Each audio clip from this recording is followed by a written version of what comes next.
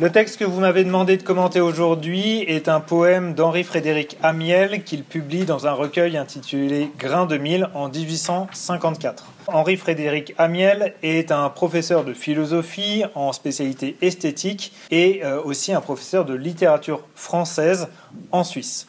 Il publie un certain nombre d'ouvrages, dont un certain nombre de recueils de poèmes dans lesquels les poésies vont se caractériser par une relative liberté formelle et par le recours à des thématiques communes qui sont intégrées dans la vie quotidienne, ce qui est le cas ici, puisque dans ce poème, intitulé « En chasse », l'auteur va mettre en scène une partie de chasse qui va se dérouler entre des hommes.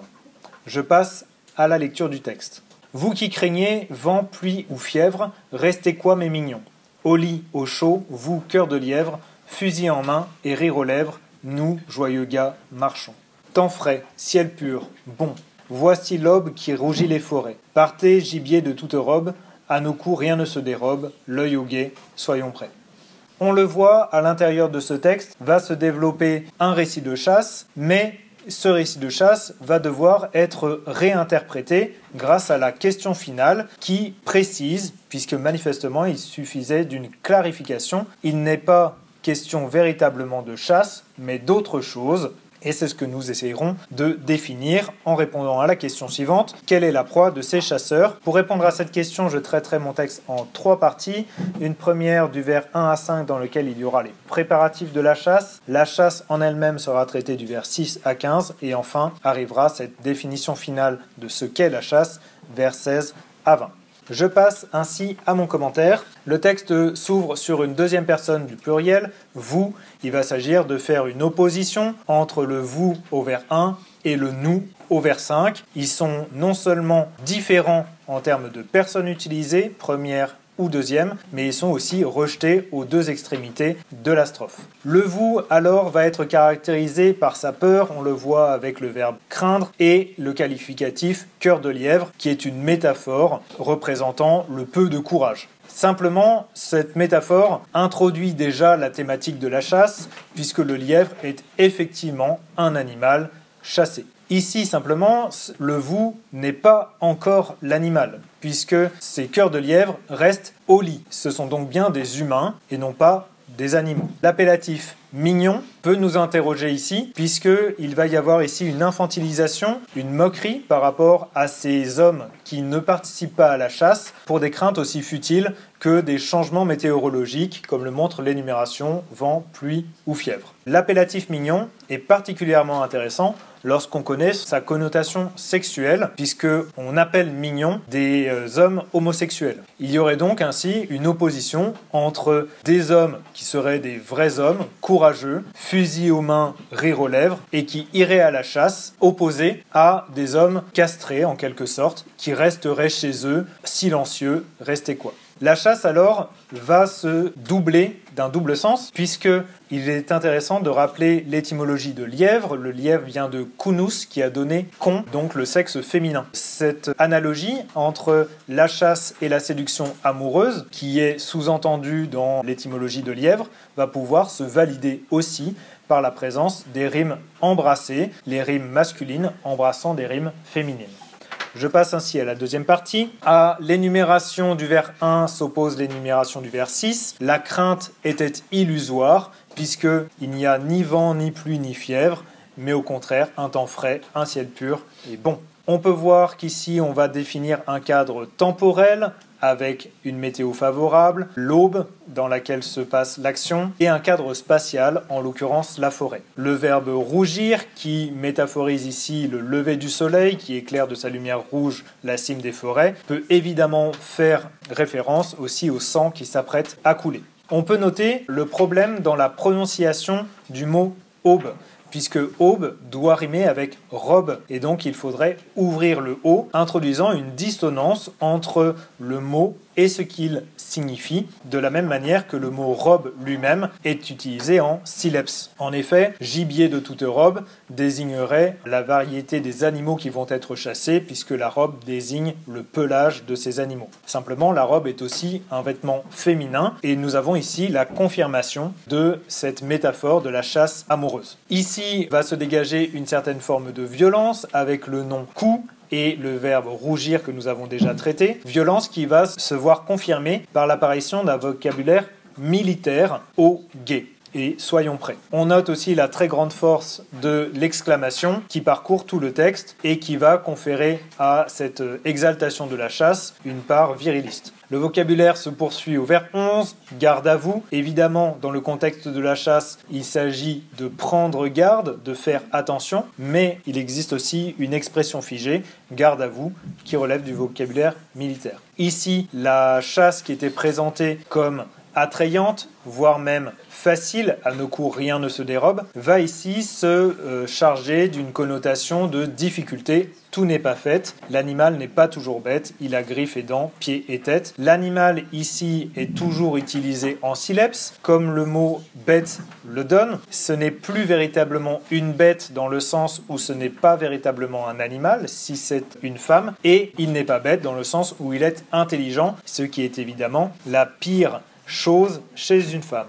Il a griffes et dents, pieds et tête. On voit ici une énumération qui pourrait correspondre aussi bien à l'animal qu'à la femme si l'on considère que les ongles longs des femmes peuvent être considérés comme des griffes. Il est intéressant enfin de voir la structure chiasmatique puisque les griffes et les dents permettent de combattre, les pieds permettent de fuir et la tête permet de tromper. On aurait donc un croisement entre l'énumération des caractéristiques physiques et ce qu'elles permettent de faire dans les vers 14 et 15. Ainsi, l'appellatif « ami » et « notre état » avec le possessif pluriel permet de constituer un groupe fondé autour d'une amitié virile qui s'opposerait à des animaux, des femmes qu'il s'agirait de conquérir et de chasser.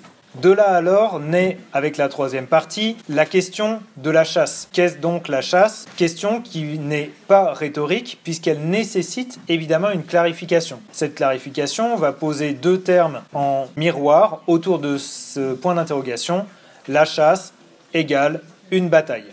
On retrouve ici la thématique qui était déjà présente à travers le vocabulaire militaire convoqué en amont. Mais il s'agit ici d'une bataille moins un brin de laurier, c'est-à-dire une bataille sans gloire, donc à vaincre sans péril, on triomphe sans gloire, donc une bataille qui serait déséquilibrée en faveur des chasseurs. C'est aussi une bataille sans victoire, une bataille dans laquelle il n'y a pas de gagnant et pas de perdant, comme si finalement les proies étaient elles-mêmes finalement un petit peu contentes d'avoir été prises. Cela va être confirmé par la question rhétorique suivante, qu'importe au fond, qui va venir minimiser l'action de la chasse, tout en jouant sur le parallèle entre la chasse et la bataille, la balle et le sabre étant des armes de guerre, la grenaille et le couteau étant des armes de chasse. Il est plus étonnant de voir l'alternative gazon ou paille, qui pourrait éventuellement désigner l'espace dans lequel on se fait la guerre. Simplement, on se fait rarement la guerre dans la paille. Par contre, effectivement, on peut séduire une femme dans la paille. Donc le double sens ici se fait triple sens et les trois se confirment dans les derniers vers. Tout chasseur n'est guerrier, imposant alors une rhétorique viriliste qui enferme à la fois la proie mais aussi celui qui la possède, puisque au chasseur correspond le couteau, au guerrier correspond le sabre, formant ainsi une figure chiasmatique. L'idée ici est effectivement de jouer sur la rhétorique de la chasse amoureuse, comme nous l'avions vu avec les rimes embrassées, mais c'est oublier que cette chasse amoureuse est plus une chasse de séducteur qui va embrasser la femme, mais qui ne va faire aussi que la croiser, puisque c'est le deuxième système de rimes qui est imbriqué dans le premier. Nous avons effectivement des rimes croisées masculines et féminines, comme si une fois que l'embrassade avait eu lieu, il s'agissait de s'oublier. Quelle est la proie de ces chasseurs ? Nous avons vu qu'il y avait un réseau de double sens qui brouillait dans tout le texte le sens a priori évident, et ce brouillage est explicitée par la question finale, d'une part, et mise en pratique par un usage massif de la sileps, d'autre part. Dans ce réseau syleptique, la proie peut ainsi aussi bien être les animaux qui sont chassés par les chasseurs que les femmes qui sont séduites par les séducteurs, ce qui va être représenté en termes de versification par la dynamique des rimes qui est signifiante. Tout cela va s'intégrer dans une rhétorique très classique de la séduction amoureuse. Il s'agit de courir la donzelle ou de chasser la gueuse. En tout cas, on voit bien qu'il y a une forte animalisation qui relève d'une infériorisation de la femme qui est typique d'une époque telle que le 19e siècle. La femme étant ainsi réduite à quelque chose à chasser ou quelque chose à conquérir, comme le montre la mobilisation du champ lexical de la guerre. Ainsi, à la chasse amoureuse va s'ajouter la conquête amoureuse. Ainsi, il s'agit bien de prendre les femmes comme on prend une ville ou comme on prend un lièvre au sens propre. Il s'agit ici de dénoncer une rhétorique viriliste qui considère aussi non seulement les femmes comme des animaux, mais les non-séducteurs comme n'étant pas de vrais hommes, ce qui résonne évidemment avec notre situation actuelle.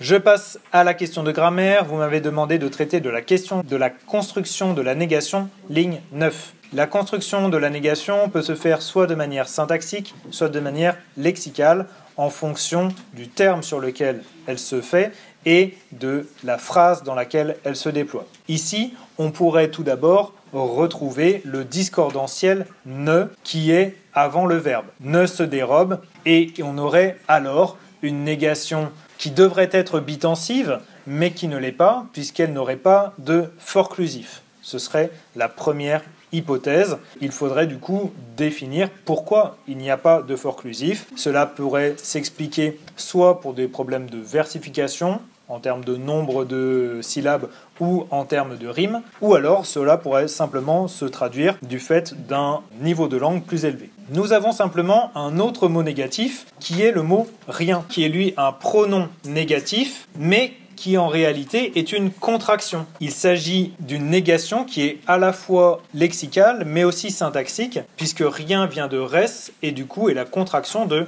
aucune chose. Le mot rien est bien un mot négatif, c'est donc bien une négation lexicale, mais en même temps, puisqu'il est la contraction de aucune chose, il est aussi une négation syntaxique. Par contre, ce mot « rien » peut lui aussi servir de forclusif. Et c'est le cas ici, mais nous sommes dans une construction qui dépend de la versification. En réalité, nous sommes dans une situation dans laquelle le discordantiel et le forclusif sont non seulement pas autour du verbe, mais en plus dans laquelle le forclusif est avant le discordantiel. En l'occurrence, il suffirait de rétablir l'ordre syntaxique logique dans la phrase en réintroduisant une tournure impersonnelle pour voir comment la négation fonctionne syntaxiquement, ce qui nous donnerait la phrase « il ne se dérobe aucune chose » ou « aucun animal » dans notre cas, à nos coups.